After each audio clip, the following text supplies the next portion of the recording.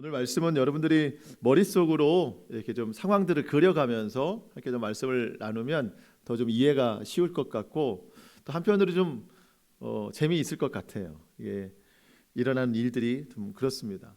사사기를 보다 보면은요, 어떤 사사는 이야기가 굉장히 길게 기록이 되어 있고, 우리 지난주에도 봤지만 삼갈이라고 하는 사사는 한 줄로만 딱 기록이 되어 있습니다. 왜 이런 차이가 있을까? 어떤 차이일까? 분량이 길게 기록된 사사들을 우리는 대사사라고 부르고요, 짧게 어느 것은 한 절로 기록된 사사는 소사사라고 부릅니다.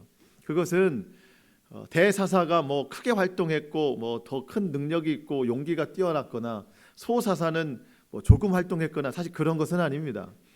분량의 차이예요. 우리가 선지서, 예언서를 봐도 대선지서, 소선지서도 분량에 따라서 그렇게 기록을 나누어 놓은 것 뿐이지 다르게 이야기되는 것은 아닙니다. 그러니까 사사기도 대사사가 6명 나오고 소사사가 6명 나오는데, 대사사가 더 훌륭하구나, 사실 그런 의미는 아니고 기록 자체가 분량이 그렇게 되어 있기 때문에 나누는 것입니다. 여러분, 사사기의 주인공은 하나님이십니다. 대사사가 주인공이 아니에요. 소사사가 조연도 아닙니다. 사사기의 전체 주인공은 하나님이십니다. 결단하고 순종하고 믿고 따르는 그 사사들을 통해서 하나님이 승리를 이루시는데, 그 모든 일을 이루시는 분은 결국 하나님이시라는 거예요. 오늘 우리가 세 번째 사사를 만나는데, 지난 시간에 두 번째 사사 에훗, 왼손잡이 에훗을 우리가 만나본 적이 있습니다. 그때도 우리가 좀 생각할 수 있었던 것이, 사사들의 능력이 대단해서 전쟁에 승리하거나 이방 왕을 이렇게 죽이는 것이 아니에요. 연약하고 부족한 자일지라도 하나님께서 그를 부르시고 택하셔서 사용하실 때 순종하니까, 하나님 뜻에 순종하는 자를 하나님께서 사용하시고 승리의 길로 인도하시더라는 겁니다. 여러분, 우리가 절망과 또 낙심과 포기의 상황에 이르렀을 때에 골리앗 앞에서 다윗이 외친 믿음의 선포를 저는 꼭 기억해야 된다고 생각하는데요. 사무엘상 17장 47절 말씀에 다윗이 골리앗 앞에서 이런 말을 계속 이어갑니다. 또 여호와의 구원하심이 칼과 창에 있지 아니함을 이 무리에게 알게 하리라. 전쟁은 여호와께 속한 것인즉 그가 너희를 우리 손에 넘기시리라. 여러분, 전쟁은 하나님께 속한 것이다. 여러분, 우리가 이 말씀을 꼭 기억해야 되겠습니다. 전쟁이 여호와께 속한 것인즉, 이것이 사사들의 믿음이었고 오늘 저와 여러분의 믿음이 되어야 됩니다. 하나님이 앞서 행하시고 하나님이 앞서 싸우십니다. 우리는 믿음으로 그 길을 따라가는 거예요. 순종의 길을 걸어가면 되는 겁니다. 오늘 말씀을 통해서 저와 여러분 안에 이 순종의 결단이 다시 한번 세워질 수 있기를 주님의 이름으로 축복합니다. 오늘 본문의 시작은 사사기의 패턴이 그대로 기록이 되어 있습니다. 여러분 기억이 좀 나실 텐데 1절 한번 보실까요? 1절, 에훗이 죽으니 이스라엘 자손이 또 여호와의 목전에 악을 행하매. 여러분, 에훗이 죽었다고 하는 것은 한 사람만의 죽음을 뜻하는 것이 아니라 이스라엘의 믿음이 죽었다는 거예요. 우리가 예수님 믿고 살고 믿음이 있다고 하면서도 양쪽 발을 다 믿음에 담궈 놓지는 않는 것 같아요. 한 발은 꼭 세상에 있어요. 한 발은 꼭 죄악 속에 있습니다. 믿는다고 하는데도 한 발이 다른 곳에 있는데, 에훗이 죽으니, 믿음이 완전히 이 나라가 죽었으니 온 몸이 다 죄악 속에 빠져 있는 거예요. 또라는 말이 또 나오죠. 이 말은 계속 앞으로 나오는데 결국 이스라엘이 점점점 큰 악을 행한다는 뜻입니다. 여러분, 이 죄악의 크기는 이스라엘이 당하는 징계의 크기와 비례하는 겁니다. 첫 번째 사사가 온니엘이었는데, 온니엘이 활동할 때에는 구산 리사다임이라고 하는 왕 앞에서 8년 동안 학대를 당했어요. 8년, 처음에는 이방 왕에게. 그 다음에 이제 에훗 사사가 활동할 때는요, 이제 에글론 왕, 모압 왕 에글론에게 18해 동안, 그러니까 18년 동안 학대를 당했습니다. 10년이 늘어났죠. 오늘 드보라 사사가 활동할 때는요, 이제 그 가나안 왕 야빈이라는 왕과 그의 군대 장관 시스라에게 무려 20년 동안 심한 학대를 당했다. 여러분 오늘 본문 3절 한번 보실까요? 3절. 야빈 왕은 철병거 900대가 있어 20년 동안 이스라엘 자손을 심히 학대하였으므로 이스라엘 자손이 여호와께 부르짖었더라. 자, 처음에는 8년, 그 다음에 18년, 그 다음에 20년, 이렇게 점점점 늘어납니다. 학대받는 기간이. 저는 성경을 통해서 우리의 삶을 적용할 수 있어야 된다고 생각하는데요. 자, 여러분, 우리의 삶에 고난과 고통의 세월이 길어지고 또 같은 문제로 끊임없이 어려움이 반복되고 지속이 될 때 우리는 그 힘겨움의 문제들을, 이유를 그 상황 속에서 찾아요. 그 문제 속에서 답을 얻으려고 합니다. 근데 성경을 보니까 답은 거기에 있는 게 아닌 것 같아요. 이스라엘이 왜 이렇게 고난과 학대를 받는가 했더니 믿음이 죽었기 때문입니다. 여러분, 우리의 삶의 고난과 어려움이 지속될 때 답을 찾을 수 있는 것은 믿음이에요. 나에게 믿음이 죽어 있는 것 아닌가? 우리 가정에 믿음이 죽어 있는 것 아닌가? 그리스도인에게는 믿음과 이 삶은 자연스럽게 연결이 되어야 됩니다. 제가 로마서 11장 36절 말씀 읽어드립니다. 이는 만물이 주에게서 나오고 주로 말미암고 주에게로 돌아감이라 그에게 영광이 세세에 있을지어다. 아멘. 여러분, 우리의 삶은 주로 말미암는 겁니다. 그러니까 예수님으로 말미암아 살아가는 거예요. 그런데 믿음이 죽었어요. 내 삶이 주님에게서 멀어졌습니다. 그러면 목자 잃은 양과 같이 늘 위험에 빠지고 또 험난한 세월을 살아갈 수밖에 없는 거예요. 믿음이 죽으면 하나님 찾지 않습니다. 하나님에게 도움을 구하지도 않고 또 하나님의 그 역사하심을 얻지도 못하는 거예요. 여러분, 힘겨움 속에 오랜 세월 어려움 속에 묻혀 살아가고 있다면 여러분, 믿음을 한번 확인해 보세요. 내 믿음, 우리 가정의 믿음, 그것이 살아나야 되는 겁니다. 그러면 하나님께서 그 살아있는 믿음을 통해 놀랍게 역사하신다고 믿습니다. 가나안 왕 야빈이라고 하는 사람이 오늘 나오죠. 이제 그 야빈이 그의 군대 장관 시스라를 통해서 이제 이스라엘을 심히 학대하는데, 여러분, 철병거가 900대래요. 900대. 오늘날로 말하면 아무런 무기 없는 10,000명의 군사와 장갑차 아니면 탱크, 이게 900대 있는 적군과 싸우는 거예요. 상대가 되지 않습니다. 이 당시에는 철기 문화가 발달될 때가 아니었거든요. 그럼에도 불구하고 이 철병거가 900대가 있다고 하는 것은요, 압제를 당하고 있는 나라에서는 전혀 싸우고 싶은 마음도 없고 소망도 없는 거예요. 그저 그냥 고통만 당하고 있는 겁니다. 그럴 때 이스라엘이 하나님께 부르짖는 거예요. 부르짖는 것밖에는 할 수 있는 게 없어요. 이스라엘의 믿음이 죽어 있으니까, 잠들어 있으니까 그 믿음 깨우려고 하나님께서 이방 왕을 이렇게 세우시는 거예요. 다시 부르짖는 이스라엘 자손의 고통의 소리를 들으시고 하나님께서 이번에도 사사를 세우시는데 그가 바로 드보라입니다. 드보라가 어떤 사람인가 봤더니 여선지자였대요.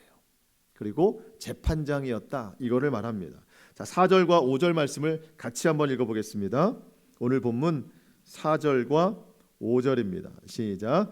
그때에 랍비돗의 아내 여선지자 드보라가 이스라엘의 사사가 되었는데 그는 에브라임 산지 라마와 베델 사이 드보라의 종려나무 아래에 거주하였고 이스라엘 자손은 그에게 나아가 재판을 받았습니다. 그러니까 드보라는 선지자였고 재판장이었습니다. 이것으로 볼 때 하나님이 왜 드보라를 사사로 부르셨는가를 이해할 수 있어요. 여러분, 선지자는 뭐 하는 사람이죠? 하나님의 말씀을 받아서 백성들에게 선포하는 사람입니다. 그게 선지자예요. 근데 이 드보라가 재판장이었다고 하죠. 백성들이 그에게 나아가서 재판을 받았다. 재판의 기준은 늘 하나님 말씀이에요. 하나님의 법이에요. 그러니까 믿음이 죽었던 시대에 그 누구도 하나님 말씀을 듣지도 못하고 이 말씀을 백성들에게 전하지도 못할 때에 드보라는 그런 믿음을 가지고 있었어요. 하나님 말씀을 들으려고 하는 자세가 있었어요. 서로가 자기의 이익을 위해서 살아갈 때에 드보라는 하나님의 말씀의 기준으로 살아갔던 사람입니다. 당대에는 여성이 활동하기가 힘든 시대였죠. 사실은 거의 활동하기 어렵고 남자에게서 종속된 관계로 살아가는 것이 그 시대의 여성상이었는데 하나님께서 이렇게 부르시는 사람에게는요 어떠한 제한도 없다는 거예요. 그가 어떤 사람이든 하나님이 쓰시고자 하면 하나님이 쓰신다는 거예요. 우리가 사사기의 말씀을 보면서 매 시간마다 저와 여러분이 결단할 게 있습니다.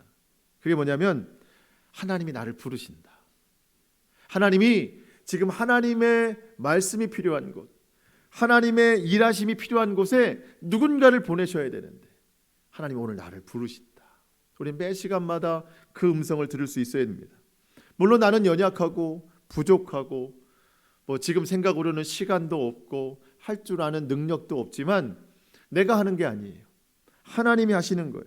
하나님께 그런 순종과 결단의 마음만 있으면 하나님이 모든 것을 주관하셔서 그렇게 쓰신다는 거예요. 하나님이 찾으시는 자는 순종하는 자입니다. 저는 사사기가 전쟁 이야기인 줄 알았어요. 전쟁 이야기. 또 그래서 하나님이 전쟁하라고 이방 민족 남겨놓으셨다고 그랬잖아요. 근데 찬찬히 들여다보니까 사사기는 전쟁 이야기가 아니라 순종 이야기예요. 누가 순종하는가? 전쟁은 하나님이 다 하십니다. 모든 전쟁은 하나님께 속한 것이니 그 선포처럼 전쟁은 다 하나님이 하십니다. 하나님 찾는 자는 누군가? 하나님이 승리하시는 그 전쟁에 누가 순종해서 참여하는 거예요. 이길 수 있는 자를 찾는 게 아니라 이긴 승리에 순종하는 사람을 찾는 거예요. 그 뜻에 순종한 사람이 오늘 성경에 나오는 드보라 사사입니다.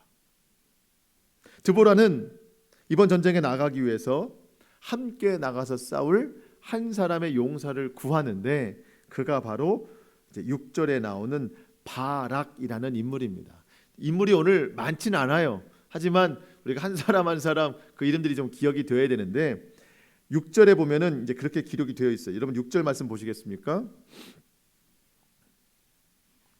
드보라가 사람을 보내어 아비노함의 아들 바락을, 자 바락입니다.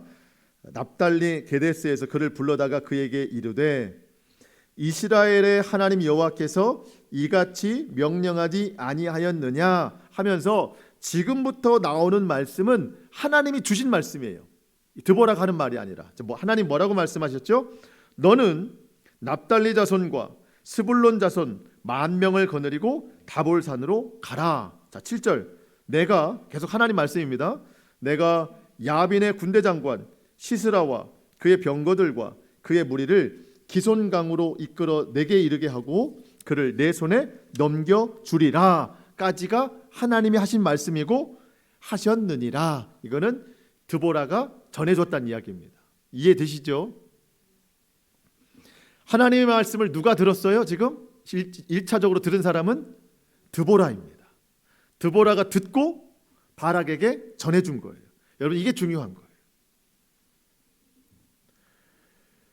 여러분 전쟁의 승패가 중요한 게 아닙니다. 이런 상황에서 드보라처럼 하나님의 말씀을 들을 수 있는 사람이 필요한 거예요. 그 말씀을 전할 수 있는 사람이 필요한 거예요.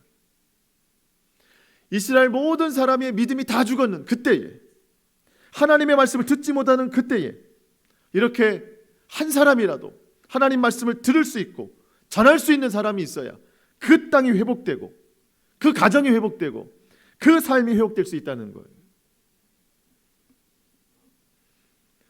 저와 여러분에게 하나님의 말씀을 들을 수 있는 귀가 열리기를 축복합니다. 그 말씀을 받을 수 있는 마음의 좋은 밭이 일어나기를 축복합니다. 그리고 그 말씀을 선포할 수 있는 입술이 있어야 되는 거예요. 여러분, 이 자체가 이미 전쟁 승리예요. 이런 사람이 있다는 것이. 드보라가 바락에게 전하죠. 하나님이 이렇게 말씀하셨다. 그런데 그 하나님의 말씀 가운데는요, 자세히 보니까 사람이 느끼기에 너무나도 두려운 내용들이 담겨 있었어요. 제가 읽어드린 7절 말씀이었는데요, 하나님께서 이방의 군대 장관 시스라, 이 시스라 이름 기억하세요? 시스라가 군대 장관입니다. 무기가 얼마나 된다고요? 철병거가 900대, 탱크가 900개나 있는 거예요. 그들을 데리고 뭐 탱크만 오지 않잖아요. 철병거를 모으는 기병들이 있는데 온 무리와 함께 어디로 오냐면 기손강으로 온대요. 무슨 강이요? 기손강. 예, 가본 적은 없어요, 저도. 이 기손강으로 모이라고 합니다. 이들을 상대하기 위해서 이스라엘 사람 바락이 10,000명을 데리고 그곳으로 가라고 명령하는데, 물론 10,000명도 적은 인원은 아닙니다. 근데 아까 제가 말씀드렸어요. 무기가 없는 사람 10,000명과 탱크 900대, 여러분 이건 싸움이 안 되는 이야기예요. 역부족입니다. 그리고 지금 전쟁이 펼쳐질 기손강, 이 기손강은요 평지입니다. 강은 있지만 그 앞에 평지로 되어 있어요. 물속에서 싸우는 게 아니잖아요. 넓은 평지. 그러니까 이 평지라고 하는 것은 철병거 900대가 활동하기에 너무 좋은 곳인 거예요. 자, 하나님이 이스라엘에게 승리를 주신다고 하면 산골짜기에 모이게 해야죠. 산골 비탈길에 가야 이 철병거가 위력을 떨치지 못하잖아요. 그런데 하나님이 모이라고 한 것이 완전한 평지입니다. 철병거가 위험을 떨칠 수 있는 것. 이해가 안 되는 거예요. 너무나도 두려운 상황인 거예요. 근데 하나님이 그런 상황, 그런 환경, 이 철병거도 두렵고 평지도 두려운 이 상황과 환경 가운데 하나님이 결국 주시는 말씀이 뭐예요? 7절 맨 끝에 보면, 7절 맨 끝에 보면 그를 내 손에 넘겨주리라. 여러분, 우리가 붙잡을 수 있는 말씀은 이거밖에 없어요. 우리는 철병거 900대를 너무 두려워하죠. 그리고 평지라고 하는 환경 속에 살아가는 게 내게 너무 버거운 일입니다. 이게 우리의 현실이에요. 근데 하나님께서 그런 현실과 그런 상황 가운데 우리를 살게 하시는 이유가 있습니다. 그러면서 결국 우리에게 주시는 딱 한 가지 말씀, 그를 내 손에 넘겨주리라. 상황이 어떻든지 환경이 어떻든지 우리에게 승리를 주신다고 하는 거예요. 저는 오늘 이 말씀이 저와 여러분에게 주시는 약속의 말씀이라고 믿습니다. 여러분, 일주일 동안 이 말씀 붙잡고 사세요. 너무 감사한 것은 길지 않다는 거죠. 그를 내 손에 넘겨주리라. 한번 외쳐보시겠습니까? 시작. 그를 내 손에 넘겨주리라. 한 번 더. 시작. 아멘. 일주일 동안 여러분 이 말씀만 붙잡고 사세요. 그를 내 손에 넘겨주리라. 내 앞에 놓여있는 철병거 900대 너무 두렵지만 하나님이 뭐라고 말씀하신다고요? 그를 내 손에 넘겨주리라. 그들과 싸워야 할 이 넓은 평지, 나는 아무것도 할 수 없는 그 상황 가운데 하나님이 뭐라고 말씀하신다고요? 그를 내 손에 넘겨주리라. 아멘. 이것이 오늘 우리에게 주시는 약속의 말씀입니다. 오랫동안 힘겨워하던 나의 삶의 문제, 가정의 어려움들, 그 모든 것을 우리 손에 넘겨주신다고 약속하셨어요. 우리는 이 말씀 붙잡으면 반드시 승리하게 될 줄로 믿습니다. 정욕을 위한 것이나 욕심을 위한 것이나 남에게 해를 끼치기 위한 것이 아니라면 이 말씀대로 그대로 된다는 거예요. 그런데 바락은 그러질 못했어요. 너무 두려웠어요. 철병거가 두렵고 평지라는 게 너무 두려웠습니다. 그 두려움 가운데 이런 말을 드보라에게 전합니다. 8절 말씀. 바락이 그에게 이르되, 그는 드보라입니다. 만일 당신이 나와 함께 가면 내가 함께 가려니와 만일 당신이 나와 함께 가지 아니하면 나도 가지 아니하겠노라. 하나님께서 분명 내 손에 넘겨주리라 했는데 지금 바락은 드보라가 가면 가고 안 가면 안 가고 이런 거예요. 자, 바락은 하나님을 믿고 있습니까? 드보라를 믿고 있습니까? 드보라를 믿고 있는 거예요. 사람을 믿고 있는 거예요. 그렇다고 전쟁에 안 가겠다고 하는 것도 아닙니다. 드보라가 가면 가겠다는 거예요. 여러분, 우리가 이런 믿음을 경계해야 됩니다. 여러분, 이런 믿음을 어중간한 믿음이라고 그래요. 어중간한 믿음. 지금의 바락의 모습이 그렇습니다. 아예 불순종하자니, 안 가자고 하자니 마음이 고통스러워요. 하나님 말씀 들었는데 안 가자고 하자니. 그렇다고 가자니, 온전히 순종하자니 내 육체가 고통스러울 것 같아요. 철병거가 900대나 있는데 내 몸이 다 찢어질 것 같아요. 그래서 드보라를 의지해서 함께 가자는 거예요. 이게 어중간한 믿음입니다. 여러분, 어중간한 믿음의 결과는 어떨까요? 9절에서 말합니다. 이르되 내가 반드시 너와 함께 가리라. 드보라가 하는 말입니다. 드보라가 함께 가겠대요. 그러나 내가 이번에 가는 길에서는 영광을 얻지 못하리니 이는 여호와께서 시스라를, 군대 장관을 여인의 손에 파실 것임이라 하고. 여러분, 전쟁을 이제 보면은요, 이 바락이라고 하는 사람이, 그러니까 자꾸 이름이 헷갈릴 텐데 우리 편입니다. 이스라엘 사람이에요. 바락이 전쟁에 어떤 전진 배치됩니다. 나가서 싸워요. 싸우는데 그 가나안 그 군대를 다 이깁니다. 바락이 한 사람도 빼놓지 않고 다 이깁니다. 근데 여러분, 전쟁에서 진짜 승리는 군사들이 아니라 적의 대장이에요. 적의 대장을 잡아야 전쟁에 승리하는 거예요. 지금 이 드보라가 하는 말이 너는 이번 전쟁에서 영광을 얻지 못할 것이다. 왜냐하면 웬만한 승리는 하겠지만 시스라라고 하는 적의 대장은 너는 붙잡지 못할 것이다. 그런 이야기입니다. 그 시스라를 여인의 손에 팔아 넘길 것이다. 그 여인은 드보라 자신도 아니고 17절 이후에 나오는 야엘이라고 하는 또 다른 인물에게 죽임당한다는 겁니다. 이게 이제 중요해지거든요. 드라마 잘 보고 계시죠? 지금 따라오고 계시죠? 예. 저는 여기서 한 가지 깨닫는 것이 우리의 신앙생활이 어중간하면 안 된다는 거예요. 여러분, 지금도 예배를 드리고 계시죠? 또 말씀을 듣고 계시고, 우리가 이런 거를 신앙생활이라고 하죠. 예배생활, 말씀생활, 또 기도생활, 하나님 앞에 헌신생활. 여러분, 이런 게 정말 우리가 온전한 믿음으로 해야 되는 거예요. 자원하는 믿음으로 해야 됩니다. 우선순위로 하나님 앞에 드려야 되는 겁니다. 그런데 우선순위에서 나의 신앙생활이 밀려나거나, 어느 때는 의무감으로 한다든가, 어느 때는 다른 사람들이 하니까 어쩔 수 없이 한다든가, 이게 다 어중간한 신앙이거든요. 물론 전혀 안 하는 사람보단 낫습니다. 근데 이 어중간한 신앙이 왜 이렇게 힘들까? 결과가 없어요. 신앙생활을 하는데 결과가 없어요. 하나님의 영광을 보지 못해요. 신앙생활을 오래 해왔는데 믿음이 뭔지 잘 모르겠어요. 말씀을 오래 들어왔는데 말씀을 들어도 이게 잘 들어오지가 않아요. 이해를 못하겠죠.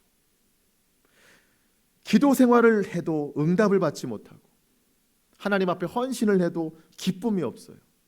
그렇다고 안 하자니 마음이 불편하고, 또 그냥 툭 터놓고 다 하자니 삶이 불편해지고, 이렇게도 저렇게도 안 되는 어중간한 신앙, 답이 없고 결과가 없어요. 이러니까 신앙생활을 해도 힘든 거예요.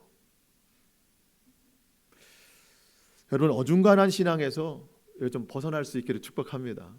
하나님이 아까 뭐라고 약속하셨죠? 그를 내 손에 넘겨주리라. 하나님은 전적으로 우리에게 승리를 주십니다. 그렇기 때문에 우리도 어중간한 신앙에서 벗어나서 전적으로 하나님 앞에 나가야 돼요. 전적으로 하나님만 의지해야 됩니다. 우리 믿음 생활에 있어서 하나님의 영광이 좀 드러나야 되잖아요. 오늘도 예배하는 이 시간에 하나님이 영광 받으셔야 되잖아요. 기쁨이 있어야 되고 구원의 은혜, 감격, 이 감사가 충만해져야 되잖아요. 그러려면 지금 있는 신앙에서 더 하나님께로 나아가야 돼요. 그럼 하나님께서 뒤의 일들은 하나님이 다 이루십니다. 그 모든 것을 여러분의 손에 다 넘겨주십니다. 예. 어중간한 신앙에서 벗어나서 분명한 신앙으로 우리가 좀 나아갈 수 있기를 축복합니다. 여러분, 이번 전쟁이요, 하나님이 다 하십니다.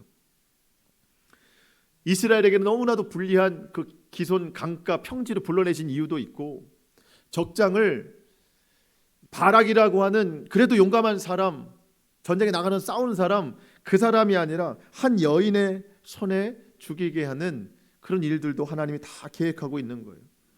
여기까지는 우리가 이해할 수 없고 알 수 없어요. 하지만 결과를 보니까 이해할 수 있는 거예요. 믿음 있는 사람만이 그거를 보게 되는 겁니다.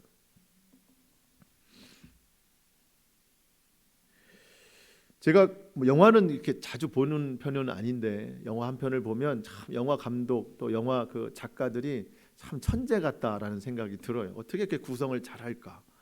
시나리오를 쓰는 사람들도 그렇고 참 놀랍습니다. 그러니까 언제 그런 걸 느끼냐면, 나중에 결과에서 그 참 놀랍게 등장하는 한 사람들이나 뭐 이렇게 나오는 사람이 있는데, 처음 나오는 사람이 아니라 초반이나 중간쯤에 스쳐 지나갔던 사람이 나중에는 큰 일을 하는 사람으로 이렇게 등장할 때가 있어요. 그때는 중요하게 안 봤는데 나중에는 저 사람이 이 사람이었구나 라고 생각될 때, 저는 해내지 못하는 참 놀라운 능력이 있구나, 작가나 이 감독들. 제가 왜 이 말씀 드리냐면 11절 때문에 그래요. 오늘 본문 11절이 그래요. 자, 여러분, 이제 전쟁하러 가야 되잖아요. 10절에서 드보라와 바락이 10절에서 출발합니다. 전쟁터로. 자, 10절이 그렇고 12절과 13절은 상대편 군사가 나오는 거예요. 시스라가 철병거 900대 가지고 나오는 겁니다. 그럼 이제 중간에 11절은 뭐냐? 11절 한번 보실까요? 제가 읽어보겠습니다. 모세의 장인 호밥의 자손 중 겐 사람 헤벨이라고 하는 사람이 그 자기 살던 곳을 떠났어요. 떠나서 게데스에 가까운 시아나님 상수리 나무 곁에 이사 갔다. 그냥 잠깐 이사 갔다 하고 끝났어요. 이게 왜 등장했는지 이유를 알 수 없게 이 한 절로 끝났습니다. 근데 나중에는 이게 굉장히 중요하게 작용이 됩니다. 헤벨이 이사 갔구나. 근데 이사 간 곳이 어딘가 봤더니 이 전쟁터와 좀 가까운 위치에 이사를 갔구나. 그렇게만 이해하시고 넘어가시면 되겠습니다. 전쟁이 시작됐어요. 13절에 보면 시스라와 그 철병거 900대 모든 병력 기손 강가에 다 모였습니다. 자, 이제 뭐 사실은 상황만 보면 전쟁 될 수 없는 상황이죠. 승패가 이미 났다고 해도 과언은 아닙니다. 그렇지만 믿음의 사람들은 한 가지 가지고 가는 게 있어요. 하나님의 약속의 말씀. 다시 한번 드보라가 바락에게 하나님 말씀을 전합니다. 14절 말씀을 같이 읽어보겠습니다. 14절입니다. 시작. 드보라가 바락에게 이르되 일어나라. 이는 여호와께서 시스라를 내 손에 넘겨주신 날이라. 여호와께서 너의 앞서 나가지 아니하시겠느냐 하는지라. 이에 바락이 10,000명을 거느리고 다볼산에서 내려가서 기손강으로 가고 있는 거예요. 적들은 철병거 900대를 믿고 나왔지만 이스라엘 군대는 하나님의 약속의 말씀을 믿고 나갑니다. 이게 우리의 실제가 되어야 되는 거예요. 하나님께서 앞서 싸우실 것을 믿어야 됩니다. 그렇게 바락이 이스라엘 군대와 이제 기손 강가 평지로 내려갈 때, 여러분 15절에 보니까 맨 앞에 어떤 단어가 나오죠? 여호와께서. 누구 앞에서? 바락 앞에서. 여러분 이렇게 나오잖아요. 하나님이 바락 앞에서 싸우십니다. 약속대로. 하나님이 이번 전쟁을 어떻게 이끄시는지를 15절에 기록하고 있는데요. 제가 읽어보겠습니다. 여호와께서 바락 앞에서 시스라와 적의 군대 장관과 그의 모든 병거 900대 그리고 그의 온 군대를 칼날로 혼란에 빠지게 하시매, 이게 중요합니다. 혼란에 빠지게 하시매 시스라가 병거에서 내려 걸어서 도망한지라. 여러분 15절이 전쟁의 시작이고 15절이 전쟁의 끝입니다. 벌써 전쟁이 끝났어요. 시작되자마자 전쟁이 끝났습니다. 하나님께서 이방 나라 군대를 혼란에 빠지게 하셨습니다. 그러면 어떻게 그 군대 장관 시스라와 그의 철병거 900대가 혼란에 빠진 것인가? 여러분 말씀드린 것처럼 기손 강가는 평지이기 때문에 그냥 그 평지로 싸우면 백전백승이에요. 그런데 하나님께서 갑자기 그 땅에 많은 비를 내리십니다. 많은 비를 내리셔서 이게 뭐 진흙과 같아서 갯벌과 같아서 철병거가 움직이지 못하는 거예요. 필요 없는 거예요. 오히려 걸어서 다니는 게 편할 정도예요. 오늘 본문에는 안 나와요. 오늘 본문의 승리를 통해서 드보라와 이 바락이 노래를 불러요. 5장에서 나오죠. 드보라와 바락의 노래. 여기에 보면 그 내용이 나옵니다. 5장 4절 보실까요? 5장 4절. 이 혼란에 빠지게 하다, 이게 그 비가 내렸다는 뜻입니다. 5장 4절. 여호와여, 주께서 세일에서부터 나오시고 에돔 들에서부터 진행하실 때에 땅이 진동하고 하늘이 물을 내려 구름도 물을 내렸나이다. 또 한 가지 확실한 증거는 5장 21절. 5장 21절. 기손강은 그 무리를 표류시켰으니, 이 기손강은 옛 강입니다. 그러니까 기손강에서 그 상대가 위험을 떨치는 것은 옛날 얘기라는 거예요. 하나님이 행하시면 지금은 아무것도 아니라는 거예요. 내 영혼아, 내가 힘 있는 자를 밟았도다. 하나님께서 적들의 군대를 혼란에 빠지게 하신 것은 그 철병거가 활동하기가 너무 무색할 정도로 많은 비를 내리셔서 진흙을 만드신 거예요. 그래서 여러분 그 15절 맨 끝에 보니까 시스라, 적의 군대 장관이 병거에서 내려서 걸어서 도망갔대요. 걸어서. 무용지물인 거예요. 여러분 하나님이 하시는 방법이 이렇다는 거예요. 처음에는 왜 그 평지로 모이라고 했을까? 산골짜기로 가야지. 이해는 안 가요. 처음에는. 근데 하나님께서 행하신 일들을 보면 그때 이해합니다. 이래서 모이게 하셨구나. 여러분 지금도 우리는 이해할 수 없는 일들을 겪고 있는지 모르겠습니다. 그렇지만 그런 중에라도 우리는 이런 말씀을 붙잡으면서 하나님이 행하실 일이 있기 때문에 지금 내가 이해 못할 일들을 하나님이 이루고 계실 거야. 믿음과 순종으로 하루하루를 지내다 보면 우리는 곧 보게 될 것입니다. 우리는 곧 알게 될 것입니다. 하나님이 이래서 이렇게 하시는 거구나. 여러분 사사기는 전쟁 이야기가 아닙니다. 순종 이야기예요. 하나님은 우리에게 싸우라고 말씀하시지 않습니다. 뭐라고 말씀하세요? 순종하라고 말씀하십니다. 900대와 싸워야 되는 이 큰 싸움은 누가 싸우신대요? 하나님이 싸우신대요. 그러면 우리는 순종으로 그 뒤를 따라오라. 오늘 성경의 표현대로라면 하나님 이루신 승리를 추격해라, 이렇게 말씀하시는 겁니다. 16절 말씀.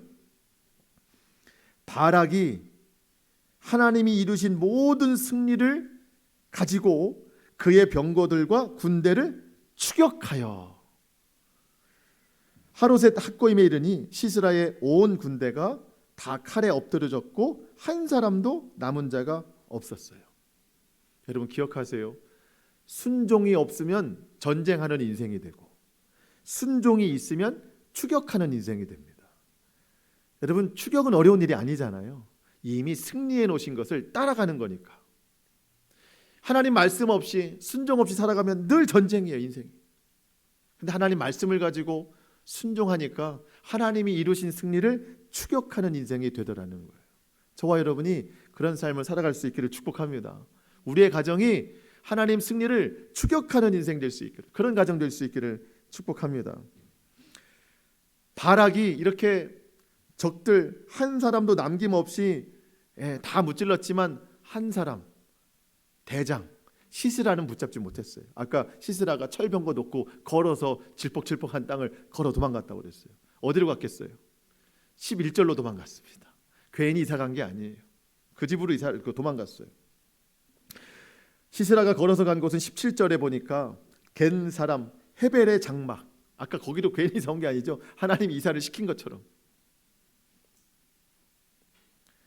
거기에 갔더니 헤벨은 없고 그의 부인 야엘이 있었습니다. 야엘이 그를 맞이했어요. 17절 하반절에 보니까 이 두 가문 사이에는 아주 오래전부터 화평 조약이 있었기 때문에 그 집으로 도망가는 것에 대해서 불편함이 없었어요. 이 집은 우리 조상들이 서로 화평한 집이기 때문에 저 집 가면 나를 살려줄 거야. 그래서 그 집으로 도망간 거예요. 야엘은, 그러니까 그 여인은, 그 집의 여인은 시스라를 편안히 맞이해 줬습니다. 18절 보시겠습니다.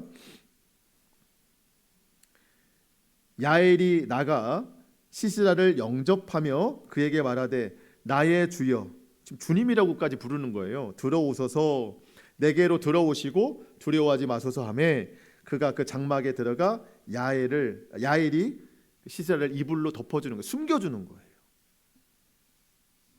19절에 보니까 시스라가 물을 좀 달라 했더니 우유를 내줘요. 야엘이. 그러니까 좀 귀한 손님에게 대접하는 거예요. 그리고 마음을 좀 편안하게 해주는 거예요. 20절에 보니까 시스라가 마지막으로 부탁합니다.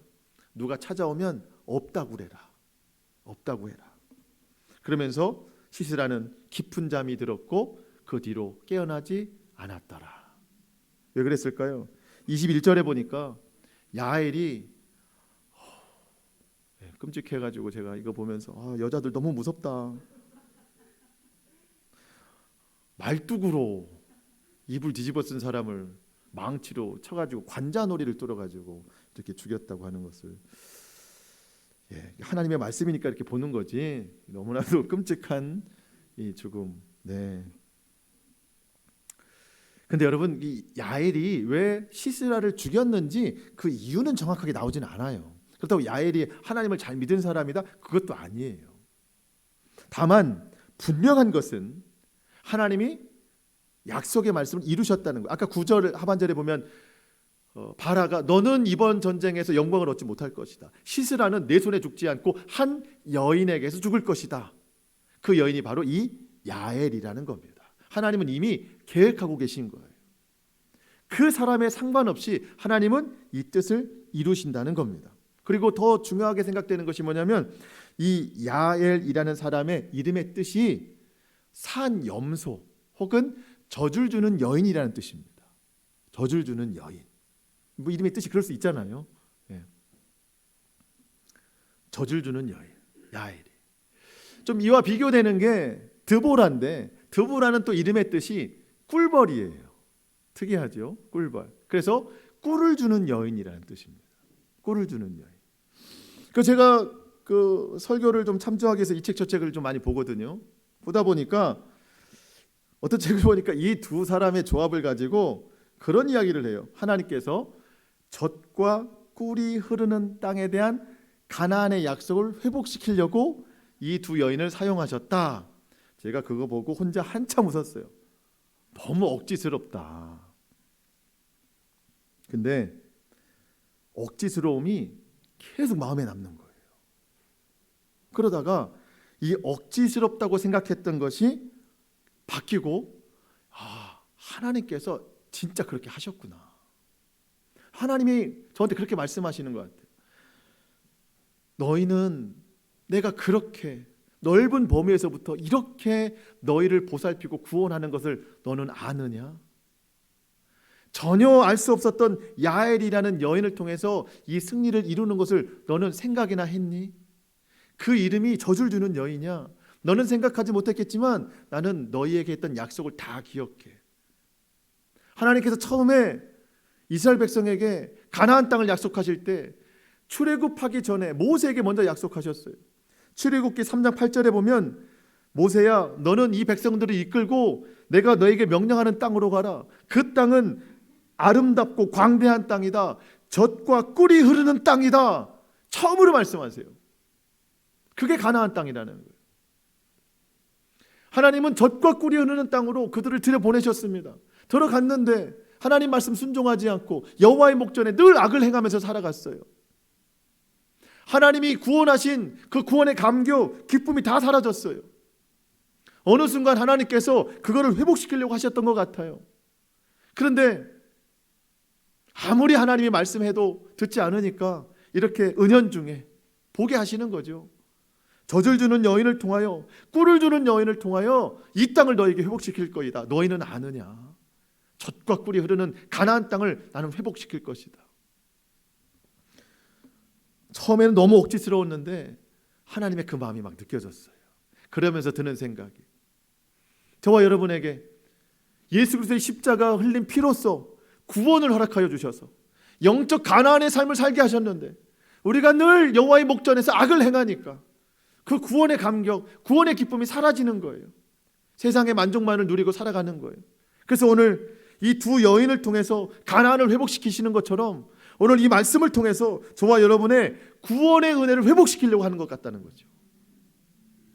구원의 감격, 구원의 은혜, 구원의 감사, 우리가 살아가야 될 목적이 과연 무엇인가를 저는 이 말씀으로, 젖과 꿀이 흐르는 이 땅에 대한 회복으로 우리에게 구원의 감격을 회복시키려고 하는 하나님의 마음이 느껴졌어요.